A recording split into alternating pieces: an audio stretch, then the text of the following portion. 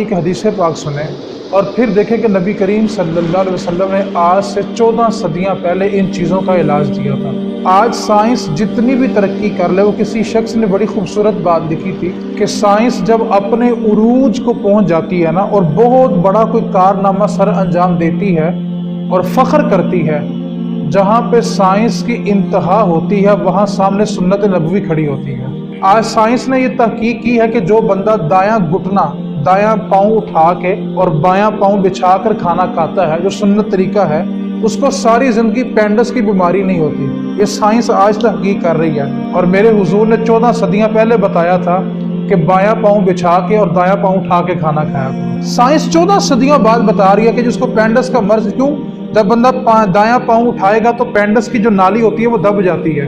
اور خوراک کے ذرات اس کے اندر جاتے نہیں ہیں۔ تو سائنس کی جہاں عروج کی انتہا ہوتی ہے نا، وہاں سے میرے نبی کی سنت کی ابتدا ہوتی ہے۔ تو آج جب ہم فطرت اسلام سے ہٹنا شروع ہوئے نا، تو پھر ان بیماریوں نے ہمیں گھیرنا شروع کر دیا۔ بڑی توجہ کے ساتھ صحیح بخاری کی، صحیح مسلم کی حدیث پاک سننی ہے۔ نبی کریم صلی اللہ علیہ وسلم نے ارشاد فرمایا کہ جب تمہیں یہ خبر ملے کہ کسی فلاں شہر میں، فلاں قصبے میں، فلاں ملک میں کوئی وبا، کوئی مرض، کوئی وائرس پھیل گیا ہے، تو نہ تم اس شہر کا رخ کرو اور جو اس کے اندر موجود ہیں نہ وہ اس کی حدود سے باہر آئے۔ یہ میرے حضور نے 14 صدیاں پہلے ہمیں سبق دیا، اور میرے حضور نے آخر میں جملہ ارشاد بڑی توجہ سے سننے والا ہے۔ نبی کریم صلی اللہ علیہ وسلم نے فرمایا کہ جو شخص اس شہر میں موجود ہو اور کوئی وبا پھیل جائے، کوئی مرض پھیل جائے، کوئی وائرس پھیل جائے، اور وہ اس نیت سے اس شہر سے باہر نہ جائے کہ یہ مرض مجھ سے کسی اور کو نہ لگ جائے، اور وہ اسی حالت میں اسی شہر میں مر جائے، تو اللہ قیامت کے دن اس کو شہیدوں کی صف میں کھڑا کرے گا، اس کو شہادت کی موت عطا کرے گا، جو اس ڈر کے ساتھ اپنے شہر سے باہر نہیں گیا تھا کہ کہیں یہ مرض میری وجہ سے کسی اور کو نہ لگ جائے۔ اب ہمارے لیے جو نقصان کی بات تھی وہ یہ تھی کہ جب نبی کریم صلی اللہ علیہ وسلم نے اس شہر میں آنے جانے سے منع کر دیا، تو جب لوگوں نے اس شہر سے کوچ کرنا شروع کیا تو پھر وہ مرض پوری دنیا میں پھیلتا چلا گیا اور لوگ اس کی لپیٹ میں آتے چلے گئے۔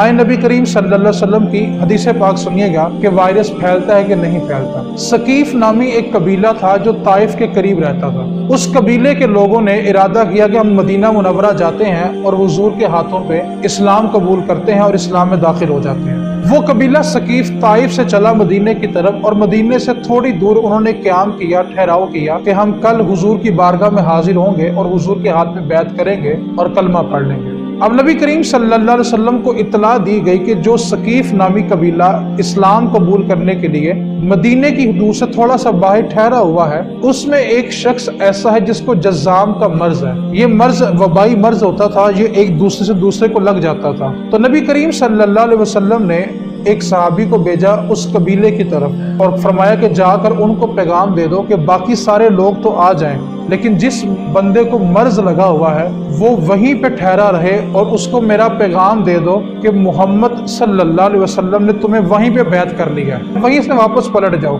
تمہیں مدینے میں آنے کی ضرورت ہے، تمہیں ہم نے بیعت وہیں پہ کر لیا ہے۔ اور اسی حدیث کو آگے تھوڑا لے کے چلے تو صحیح مسلم کے اندر ایک حدیث پاک ہے کہ جناب عمر فاروق رضی اللہ تعالیٰ عنہ، آپ نے ایک لشکر تیار کیا ملک شام میں جانے کے لیے۔ ملک شام کے جو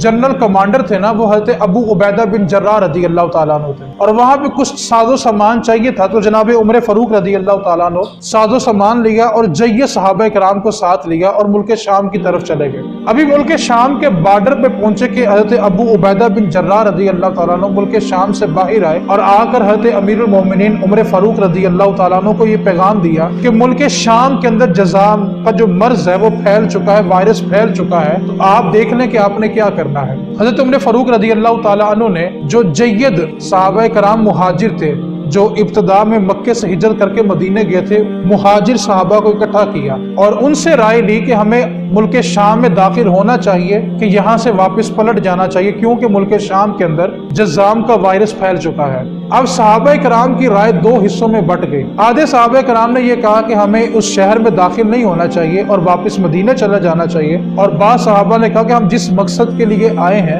اس مقصد کو پورا کر کے جانا چاہیے۔ जनाब उमर फ़ारूक ने दूसरा इजलास मुनक्कद किया और उसमें सिर्फ और सिर्फ अंसार सहाबा कराम को जमा किया और उनकी राय ली कि वो क्या कहते हैं कि हमें मुल्क शाम में दाखिल होना चाहिए कि नहीं दाखिल होना चाहिए। तो उन अंसार का ग्रोह भी दो हिस्सों में तकसीम हो गया। आधे अंसार ने कहा कि हमें मुल्क शाम में दाखिल होना चाहिए और आधे अंसार ने कहा कि हमें मुल्क शाम में दाखिल नहीं होना चाहिए। तीसरा इजलास जनाब उमर फ़ारूक ने कुरैश मक्का से किया जो फतेह मक्का के मौका पर मुसलमान हुए थे, उन सबको बुलाया और उनकी राय लेके आप बताएं कि हमें मुल्क शाम में दाखिल होना चाहिए कि नहीं दाखिल होना चाहिए। तो कुरैश मक्का जितने भी थे सबकी राय एक जैसी हुई है कि हमें मुल्क शाम में दाखिल नहीं होना चाहिए, कि हमें जो दीगर सहाबा कराम है इनको उस वबा में मुब्तला नहीं करना चाहिए। तो जनाब उमर फ़ारूक रज़ी अल्लाह ताला उन्होंने उस वक़्त एक फैसला सुनाया कि हम मुल्क शाम के बॉर्डर से पलट के मदीने की तरफ वापस जा रहे हैं कि हम नहीं चाहते कि जो बंदे सेहतमंद हैं उनको कोई मर्ज लग जाए। तो हज़रत अब्दुल्ला अबू उबैदा बिन जर्राह रज़ी अल्लाह ताला अन्हु ने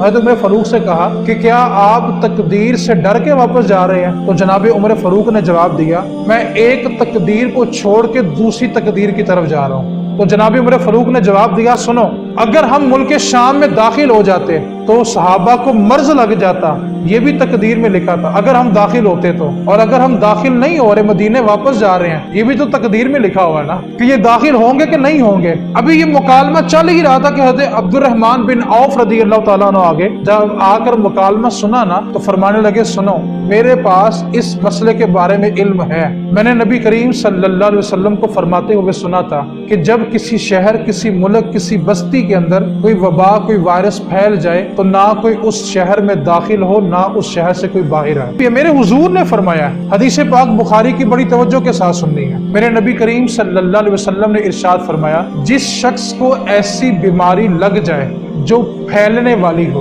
तो सेहतमंद बंदा उसके करीब ना जाए और वो बंदा किसी सेहतमंद बंदे के करीब ना आए। ये ज़ाब्ता, ये कुलिया, ये कायदा हमें 14 सदियां पहले हमारे हुजूर ने दिया। ये साइंस तो आज तहकीक कर रही है ना, जिनको मर्ज निकला उनके घर में बंद कर दिया जाए, वहीं पे अस्पताल बना दिया जाए, लेकिन ये ज़ाब्ता हमें 14 सदियां पहले हमारे नबी ने दिया। तो मैंने क्या कहा था कि साइंस जब उरूज पे पहुंचती है, अपने कमाल को पहुंचती है, तो सामने सुन्नत मुस्तफ़ा खड़ी होती है। तो साइंस जहां अपनी इंतहा करके थक जाती है वहां से मेरे मुस्तफ़ा सल्लल्लाहु अलैहि वसल्लम का इल्म मुबारक शुरू होता है।